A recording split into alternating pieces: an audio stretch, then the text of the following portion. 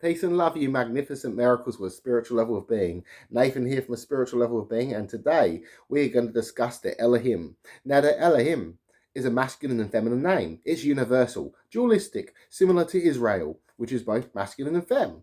Now, the Elohim was originally El and Asherah, then later was introduced to their children, such as Yahweh, Baal, Anat, Mot, Ashtar, and Shahar.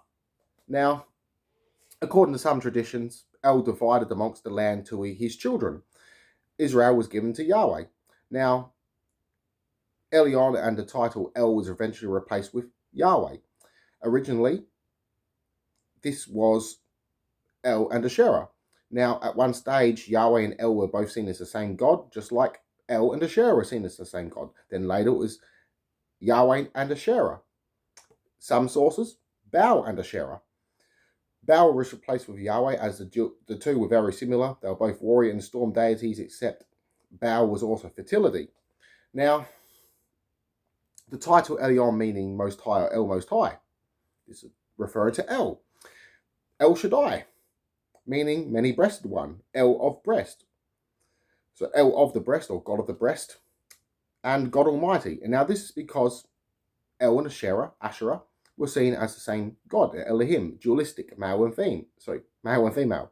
In the original text of the Bible, it says the Elohim created humankind in their image. Now, this is male and female, meaning El and Asherah. Now,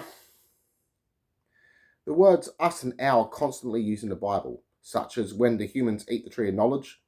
The Elohim says, now that the humans have eaten the tree of knowledge, let us keep them from the tree of life unless they live forever and become gods like us. So, this again being dualistic amongst the children. So, the lesser gods fearing humanity being also gods, living forever and attaining knowledge being fearful that they would replace them. So this story was eventually changed through oral traditions and Chinese whispers and become the angels, being jealous of humanity and then becoming the fallen angels. Now, El was also known as the Father. Now, a lot of Jewish tribes were also making sculptures and idols of Yahweh and El, even coins. Now, some Essene communities of Jews were against this, as they seen El as an unknowable father, and they seen it as the mother and father.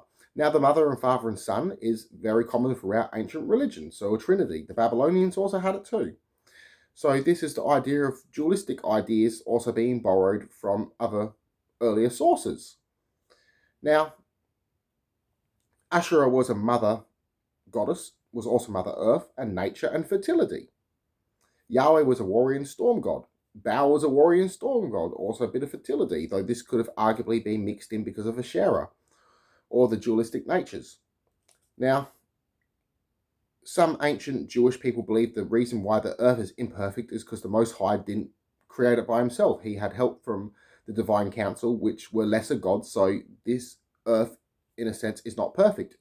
Only the heavens are perfect as it was created by El, though they all agreed that El was the top head of the creation's gods. Well, he was the head of the creation.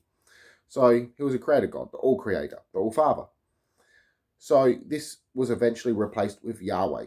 So during these times when it was being replaced, there was a lot of persecution, a lot of exiles, murders and wars to replace these other gods with Yahweh. So a lot of Essenes still remember this tradition as they seen the Reformation and they were trying to go back to their sources, going back to their roots. Yeshua was trying to bring forth a universal spirituality. So he's seen these sort of change and he had the idea of the unknowable other, the unknowable father. So he also spoke of the mother. So this is going back to the earlier sources, though he also had Zoroastrians, he had Greeks, different Jewish communities following him. And ultimately, he was bringing everyone together. So a universal spirituality. So very different. So this being said, God being attributed to all religions. So in a sense, an early ominous, which in a sense would be Gnostic.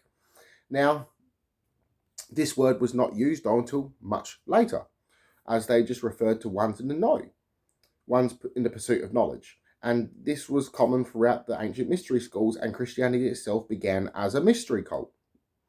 So when we see these borrowing of myths and adaptations throughout times, we get a different picture, especially when we start going back further and we start finding these archaeological remains that support all this and also proves this. We have found ancient scriptures that also show a lot of these stories. So, well, all religions change. So this is just the course of stories over time. So peace and love, everyone. I love you all. Connect to one mind and soul. Namaste.